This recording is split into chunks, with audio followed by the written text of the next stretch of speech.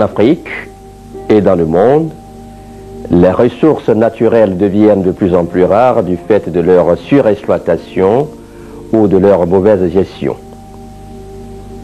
Dans certaines régions, ces ressources sont même devenues insuffisantes au regard des besoins sans cesse croissants des communautés locales et nationales.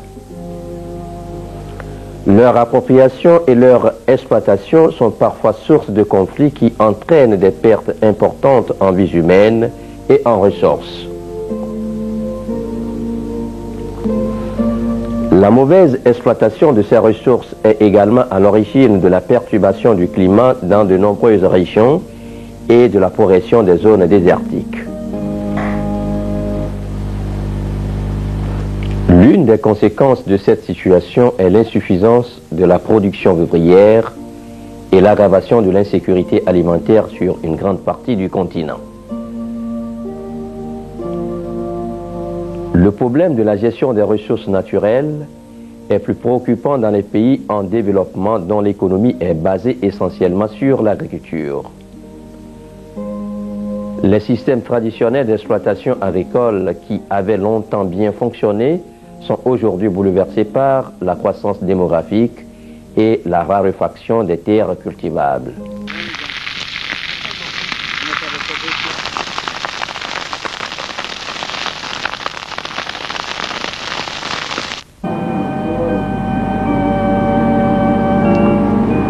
La dégradation des ressources naturelles est une question qui préoccupe aujourd'hui davantage les organisations de développement.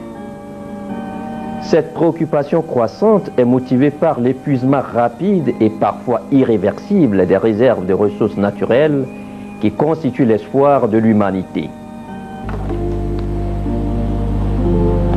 Depuis les années 70, la volonté de promouvoir une gestion durable des ressources naturelles s'affirme de plus en plus à tous les niveaux. Elle se manifeste à travers diverses rencontres internationales, dont les plus mémorables sont sans doute la Conférence des Nations Unies sur l'environnement et l'habitat humain de Stockholm en 1972 et celle des Nations Unies sur l'environnement et le développement de Rio de Janeiro en 1992, encore appelé Sommet de la Terre. Sur le plan national, des dispositions sont prises pour mettre en pratique les résolutions prises au cours de ces rencontres. Mais, force est de constater que les résultats obtenus jusqu'à ce jour ne sont pas à la hauteur des mesures prises. Le phénomène de la dégradation des ressources continue de prendre des proportions inquiétantes. En revanche, il y a lieu de se réjouir de certaines initiatives prises çà et là qui rentrent dans une vision globale d'aménagement et de gestion intégrée du terroir. Ces initiatives concilient à la fois la dimension sociale, la satisfaction des besoins et la protection de l'environnement. L'expérience de Ndopomé a le mérite d'être évoquée comme un type d'aménagement forestier participatif et durable. Elle est endogène car elle est installée sans le concours des structures de développement.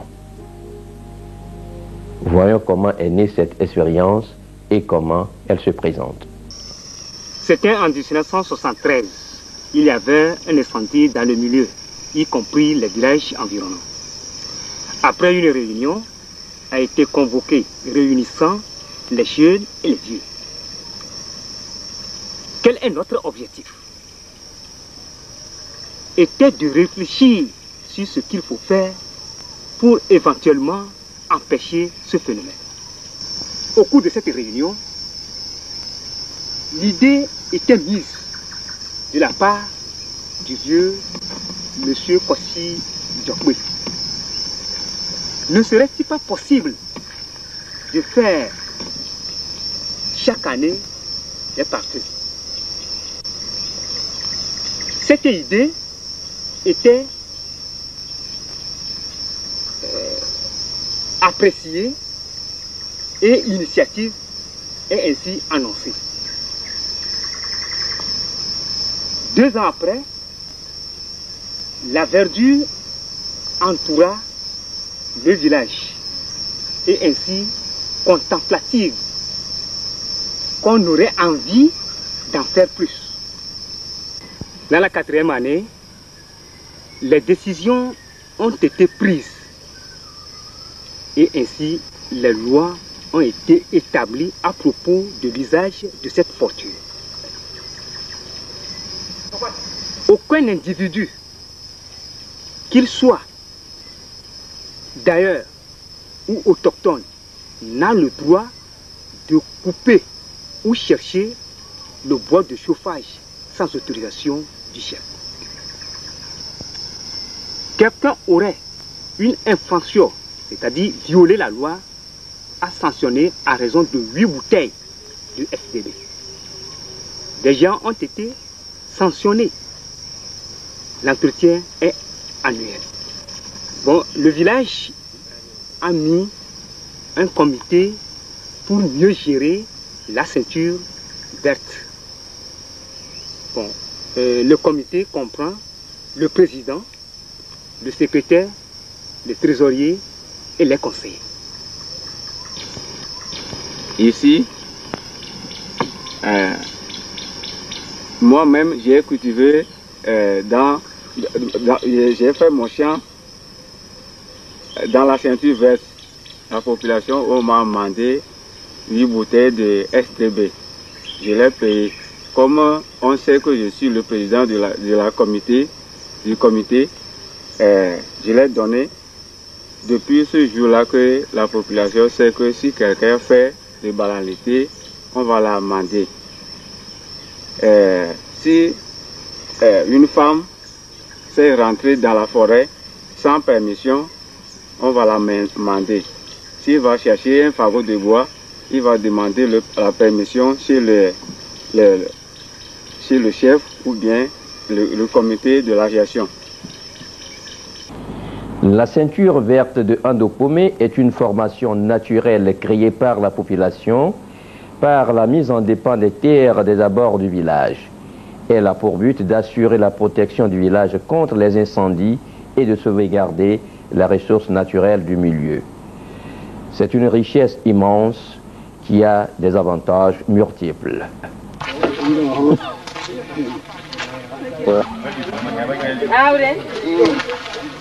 Les avantages que nous tirons de cette forêt sont nombreux.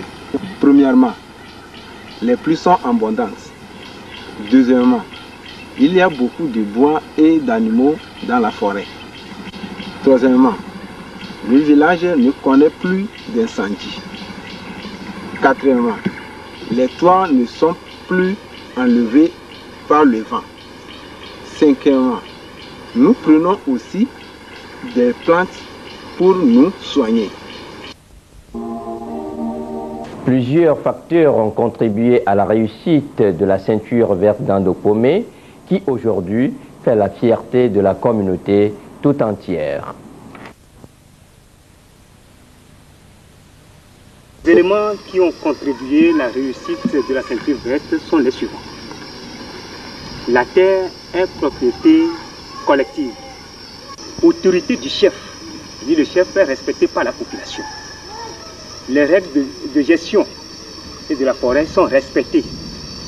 La population est consciente des avantages qu'elle tire de la forêt. La solidarité existe dans le village.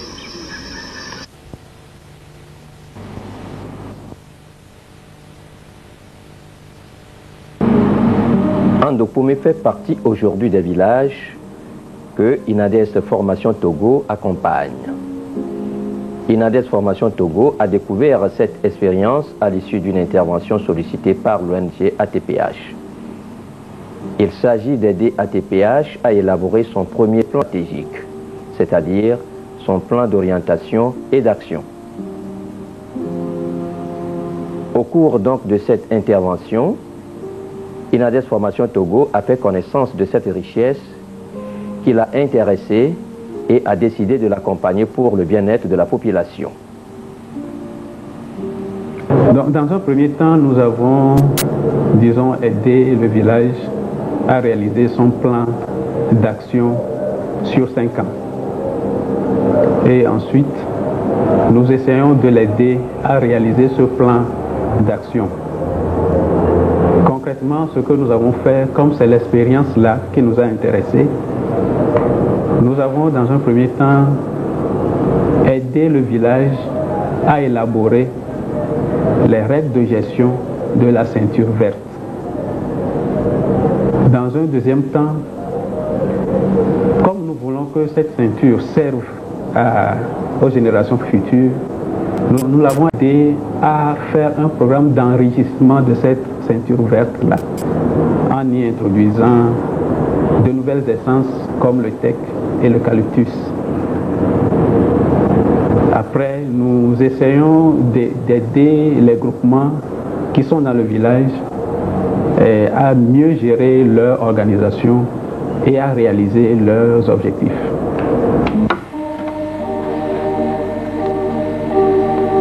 Disons que c'est des processus en cours qu'il faut poursuivre et consolider.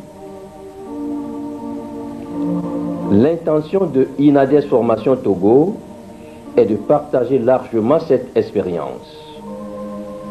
Ainsi, il a eu à organiser des voyages d'échange avec d'autres villages, notamment Ando Agbadianake, Diolovo-Domé, les populations de la partie septentrionale et du centre du pays. Il a organisé des ateliers entre plusieurs organisations villageoises pour permettre aux délégués de Ando-Pomé de partager l'expérience avec les autres. Tout récemment, une cassette vidéo est montée autour de l'expérience pour la soutenir et favoriser une large diffusion.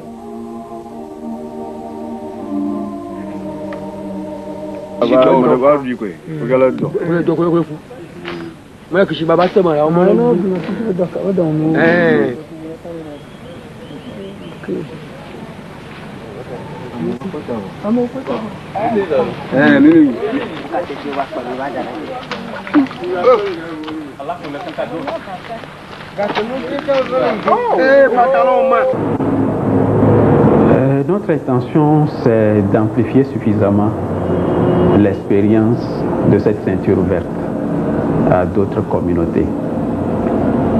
Et nous pensons utiliser l'approche participative pour faire sa diffusion. Donc impliquer suffisamment la population dans la réflexion afin d'améliorer la ceinture et de la consolider. Nous le ferons également avec notre collaborateur, notre partenaire qui est l'ATPH, qui est l'ONG de proximité de ce village, pour que cet exemple-là puisse servir réellement aux générations futures. Depuis le début des activités de la TPH, nous sommes en contact avec l'INADES Formation, qui est l'un de nos partenaires en appui et formation, en appui conseil sur le terrain. Nous avons des perspectives avec l'INADES Formation. Et d'abord, comme je viens de le dire, nous voudrions que la TPH soit une ONG de référence. Et nous comptons sur l'INADES Formation pour nous aider, parce que l'INADES est un réseau international. Ils ont plusieurs